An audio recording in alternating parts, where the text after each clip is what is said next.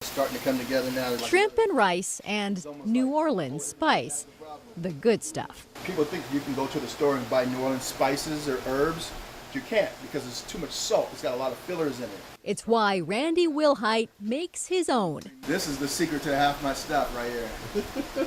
Take his jambalaya, a staple at Randy's restaurant, his dream, POBOYZ Cajun Creole Kitchen on Southwest 3rd and Pine. In many ways, this dish is kind of like Randy's life in a bowl. Here we go. A savory mix, simmered down over time. All day. Until it's just right. Can't get no better than that. The base ingredient, family. There's Randy right there. Add to that, football. He and two of his brothers played it. Randy was a fullback at the University of Oregon. His brothers, Gerald and Kevin Willhite, played in the NFL. And that's where Randy's true passion, cooking and Creole culture, bubbled up.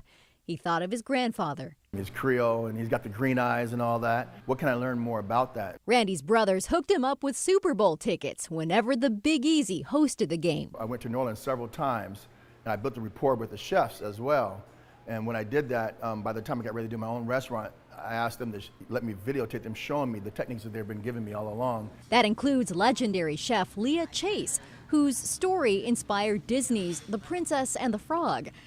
Now, take all of those ingredients in Randy's life recipe and add love. Every good dish is made with it. When I wanted to find, like my true love that I had left in college, Karen Hamilton. It had been 25 years. I was just kind of like daydreaming, thinking about Karen. He tracked her down and found her in Portland. Randy moved up here to join her, and in 2019, they opened a food cart, POBOYZ. It was an easy way to get into the restaurant business by just doing a food cart.